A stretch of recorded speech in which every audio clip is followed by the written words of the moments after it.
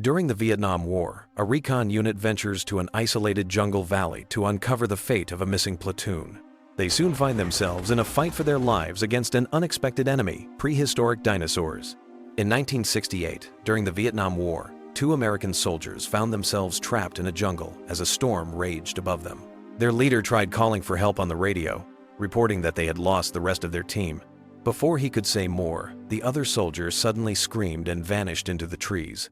The leader opened fire in panic, but nothing was there. Terrified, he ran deeper into the jungle, hearing something large moving through the bushes. In the next moment, a dinosaur leaped out from the shadows and attacked him, ending his life instantly. The next morning, at an American camp, a local Vietnamese woman tried to explain to the soldiers that a feathered demon had taken her husband, but no one believed her. Meanwhile, a captured truck filled with strange containers was being examined, and scans revealed dangerous levels of radiation inside. As distant explosions echoed nearby, a soldier contacted Colonel Jericho to report on the truck and the missing team from the previous night.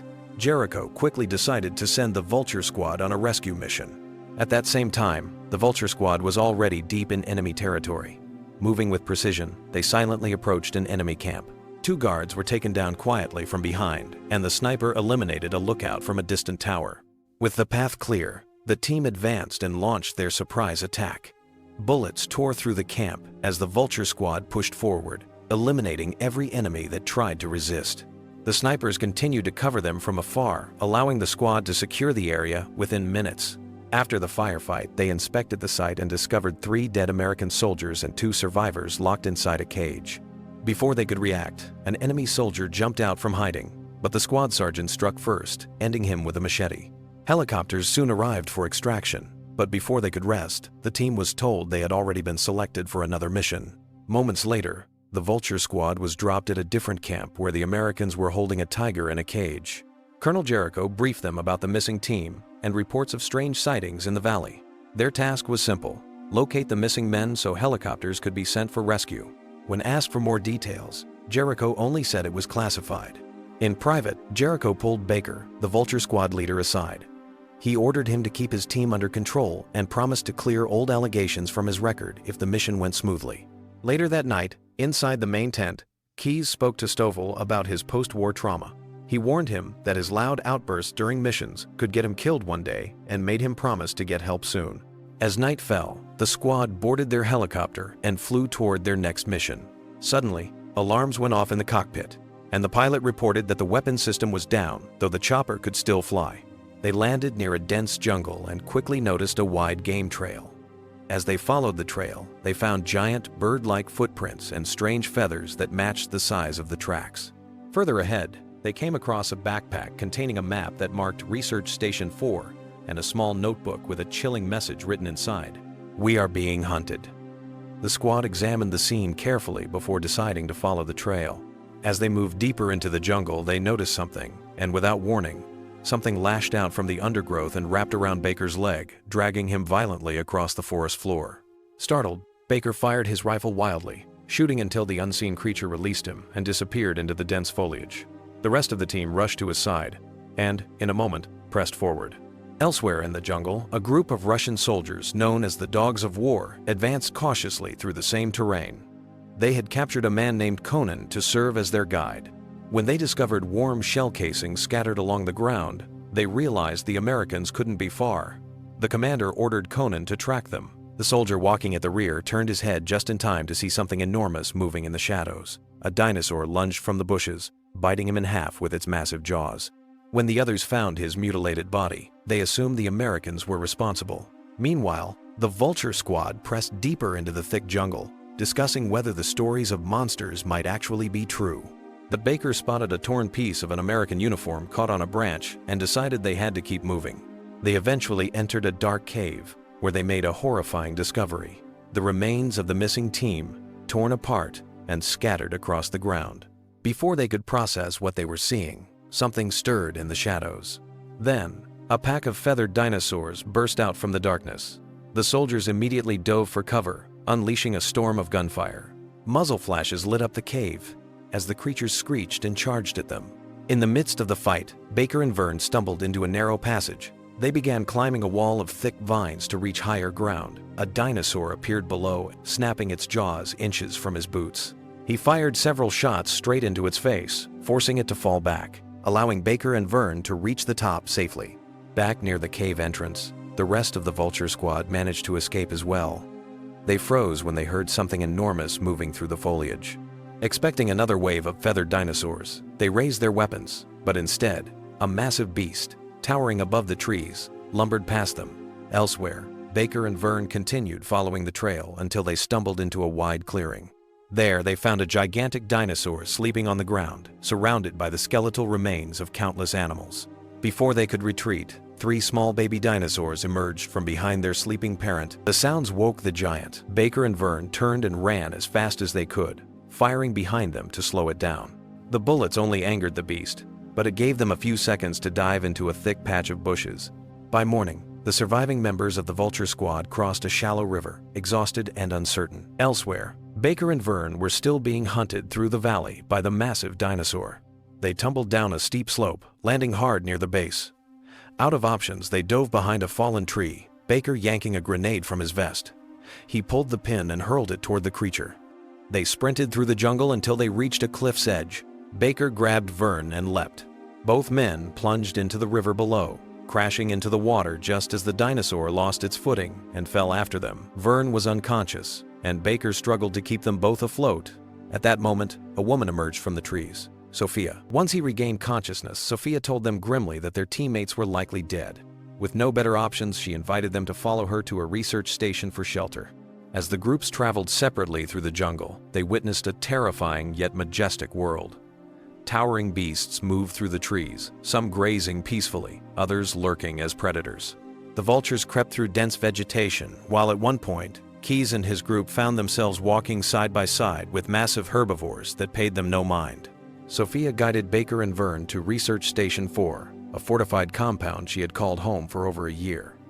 The once bustling lab was now silent, its halls empty and cold. She explained that she used to work there with a full team of scientists, but she was now the only survivor.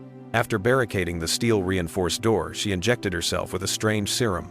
The soldiers grew tense, demanding answers. Sophia revealed the truth. A Russian general named Borden had killed everyone who knew about the facility. He was building a particle collider, a weapon capable of altering nature itself. While Vern worked to fix the radio, Baker questioned her further.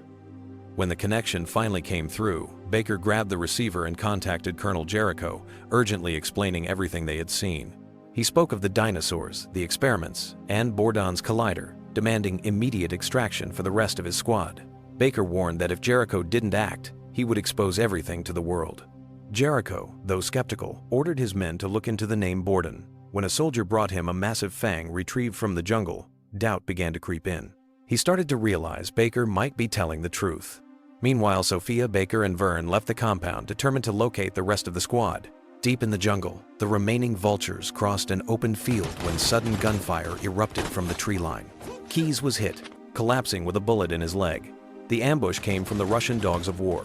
Trapped in the open, the vultures fired back, taking cover behind fallen logs and patches of grass. Sophia and the others heard the gunfire echoing in the distance and rushed toward the sound. Suddenly, shadows darkened the sky as massive flying dinosaurs swooped down from above. Panic broke out instantly. The soldiers opened fire at the creatures as one of the beasts dove straight toward a Russian soldier, piercing his chest with its sharp beak before tearing him open. Seizing the distraction, the surviving Russians and Americans fled in opposite directions. The vultures carried the wounded Keyes through the dense brush until they finally stopped to treat his leg. They realized this wasn't just a mission anymore. It was a fight to survive an ancient world reborn. At that moment, Baker's group finally found the rest of the vultures, but the reunion was far from peaceful. The soldiers immediately grew suspicious of Sophia after learning she was Russian. Before anyone could speak, the dozens of small, feathered dinosaurs leapt from the bushes, darting in circles and climbing trees to get closer. The soldiers instantly opened fire, and one of the dinosaurs lunged at Keyes, dragging him off into the undergrowth. Several of the small beasts surrounded him. Keyes grabbed a thick branch and swung wildly. Another dinosaur dropped from a tree and slammed him to the ground. He pushed it off with sheer willpower and stood, ready to fight again. But before he could, the smaller dinosaurs scattered. A much larger predator emerged, slamming Keyes to the ground. The creature's claws tore through his uniform, shaking him violently as Keyes screamed in pain. The rest of the team raced through the trees toward him. Keyes, barely conscious, gripped his knife and drove it into the creature's neck, and they opened fire. They rushed to Keyes, his body battered and bleeding. Sophia suggested they leave him behind to survive on their own, but Baker's glare silenced her instantly. By evening, they reached Sophia's fortified building. Keyes was laid across a metal table as they injected him with painkillers and antibiotics. Baker noticed Sophia slipping away from the group and quietly followed her down a dim hallway. She explained that the dinosaurs were never supposed to exist.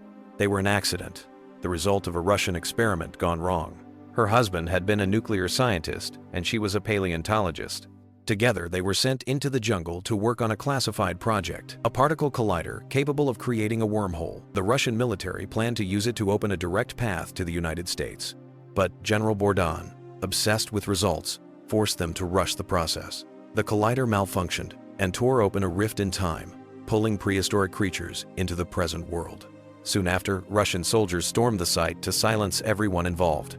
Sophia was the only one who survived because she wasn't in the facility when the massacre began. Bourdon abandoned that lab long ago and was now building a new collider deep within the mountains.